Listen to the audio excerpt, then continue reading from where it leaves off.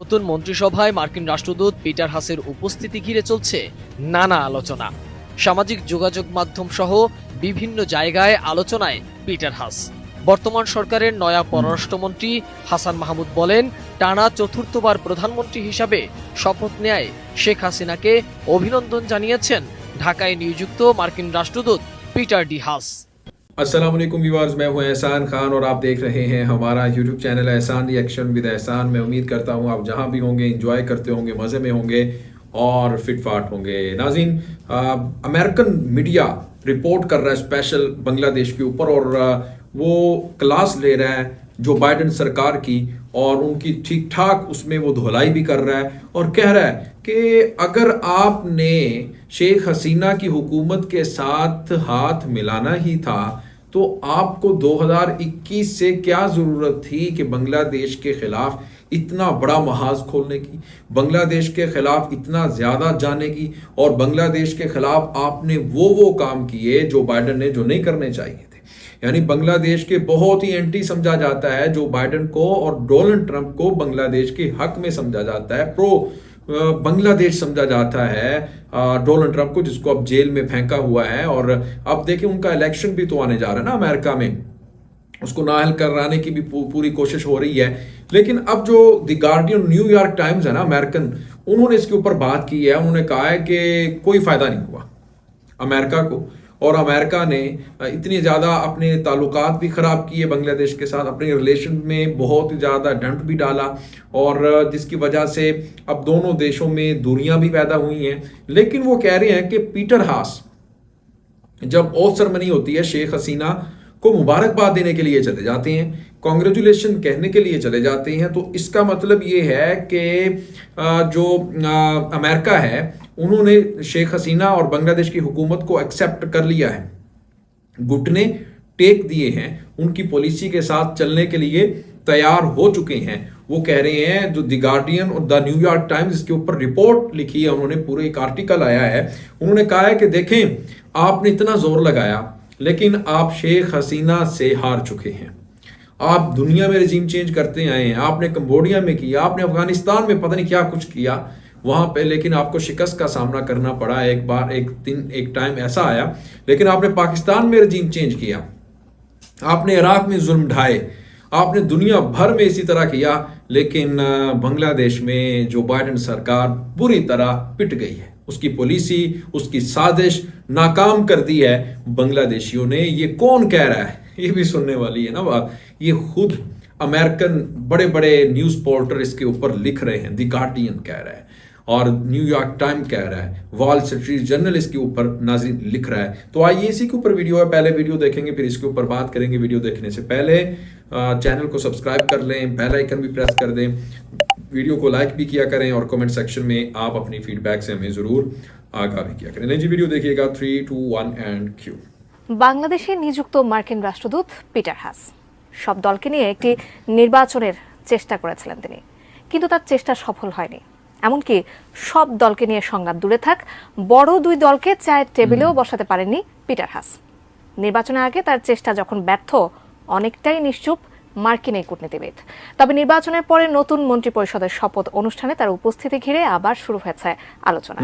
শপথ অনুষ্ঠানে পিটার হাসকে শুভেচ্ছা জানাতে গিয়েছিলেন, নাকি তার উপস্থিতি কেবলই কূটনৈতিক শিষ্টাচার, জানাচ্ছেন সহকর্মী মোহাম্মদ সোহাগ বিশ্বাস। নতুন মন্ত্রিসভায় মার্কিন রাষ্ট্রদূত পিটার হাসের উপস্থিতি ঘিরে চলছে নানা আলোচনা। সামাজিক যোগাযোগ মাধ্যম সহ বিভিন্ন জায়গায় আলোচনায় পিটার হাস। বর্তমান সরকারের নয়া পররাষ্ট্রমন্ত্রী হাসান মাহমুদ বলেন, টানা চতুর্থবার প্রধানমন্ত্রী হিসাবে শপথ নেয় শেখ হাসিনাকে অভিনন্দন জানিয়েছেন ঢাকায় নিযুক্ত মার্কিন রাষ্ট্রদূত পিটার ডি হাস।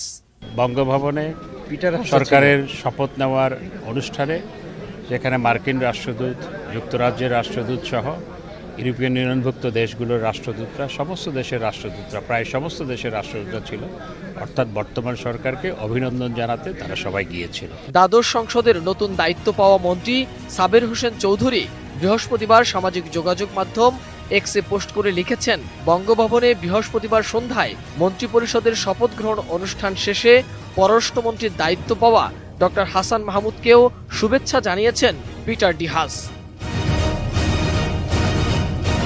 পোস্টে মুক্তিযুদ্ধ বিষয়ক মন্ত্রী আ.ক.ম মোজাম্মেল হকের সঙ্গে পিটার হাসের করমর্দনের একটি ছবিও প্রকাশ করতে দেখা যায়। সেখানে প্রধানমন্ত্রী শেখ হাসিনাও উপস্থিত ছিলেন। এর আগে বৃহস্পতিবার সন্ধ্যায় বঙ্গভবনে প্রধানমন্ত্রী শেখ হাসিনা ও নতুন মন্ত্রিসভার সদস্যরা শপথ গ্রহণ করেন। রাষ্ট্রপতি মোহাম্মদ শাহাবুদ্দিন তাদের শপথ বাক্য পাঠ করান।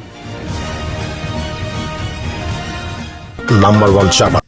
व्यूअर्स, आपने ये वीडियो देखी, उसमें बता रही हैं अमेरिका और फिर बांग्लादेश इलेक्शन, डोनाल्ड ट्रंप वाली बात आ गई, फिर उनके न्यूज़पेपर द गार्डियन और फिर New York time, wall street journal, ये इसके ऊपर आर्टिकल्स लिख रही हैं कि जो बाइडन ने और फिर उसकी इस्टेब्लिशमेंट ने क्या कुछ नहीं किया कि बांग्लादेश में रजीम चेंज किया जाए, बांग्लादेश में हालात कंट्रोल में लिए जाएं और वहाँ से एक ऐसा प्राइम मिनिस्टर लिया जाए जो हमारी बात मान कर चले, जो हम उनको कहें वो करें। लेकिन वो पूरी तरह इसमें नाकाम होता हुआ नज़र आया है। फिर उनके जो एम्बेसडर थे ढाका में, उन्होंने भी भरपूर पार्टिसिपेट किया, बड़ा हिस्सा डाला, पैसे दिए, लोगों को मिले जाके, और फिर अपोजिशन पार्टीज़ के बड़े बड़े रहनुमाओं को जाके उन्होंने पैसे दिए और कहा कि आप हमारे लिए काम करें, आप शेख हसीना हुकूमत का तख्ता उलटें, अगर नहीं उलट सकते तो जो इलेक्शन होने जा रहा है उसमें आप हमारा साथ दें और एक नई हुकूमत लेकर आएंगे।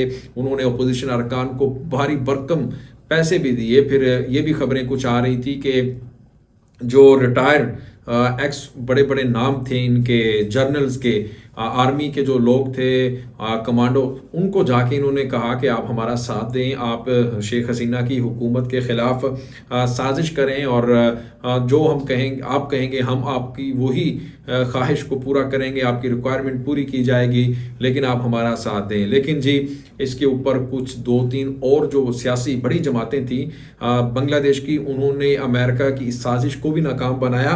इसके लिए उनकी जितनी भी तारीफ़ की जाए वो कम है, क्योंकि उन्होंने कहा कि हम अमेरिका का बिल्कुल भी साथ नहीं देंगे, चाहे शेख हसीना हमारी मुखालिफ पार्टी ही क्यों ना हो, हमारे खिलाफ ही क्यों ना हो, लेकिन हम इस पर अपनी हुकूमत का साथ देंगे, शेख हसीना के साथ खड़े हैं, हम किसी भी बैरूनी ताकत के ज़रिए अपनी हुकूमत नहीं गिराएंगे, हम अपनी हुकूमत के साथ खड़े हुए हैं। तो इसके ऊपर जनाब जो न्यूयॉर्क टाइम है और वॉल स्ट्रीट जर्नल है, द गार्डियन है, उन्होंने लिखा है, वो अब शर्मिंदा कर रहे हैं बहुत ज़्यादा, जो बाइडन को कह रहे हैं कि कोई फ़ायदा नहीं हुआ, आपको इतना कुछ किया, किसी काम नहीं आया, इससे बेहतर यही था कि आप ये ना ही करते और जो डोनाल्ड ट्रंप की पॉलिसी थी वही अपनाए रखते। यानी ट्रंप तो बांग्लादेश के हिस्से में था ना, ऐसे समझा जाता था कि बांग्लादेश का तो ऐसा है जैसे वो भाई हो उसका, शेख हसीना का, बड़ी उनके हक में बात करता था, कहता था कि मेरा बड़ा अच्छा दोस्त है। जिस तरह ट्रंप पाकिस्तान के हक में था बहुत ज़्यादा, इमरान खान के साथ उसके बड़े अच्छे ताल्लुकात थे, जो बाइडन आया उसने आके ही नई गेम डाल दी। यही हिसाब इसका बांग्लादेश के साथ है, लेकिन ये नाकाम हो गया और हजीमत उठानी पड़ रही है, एम्बेरसमेंट है बहुत बड़ी, दुनिया भर में जलालत मिल रही है, कह रहे हैं कि वो देखो जी शेख हसीना ने हुकूमत भी बना ली, आपका कोई हाल नहीं है। मिलेंगे जी नेक्स्ट वीडियो में, तब तक के लिए अल्लाह हाफिज़।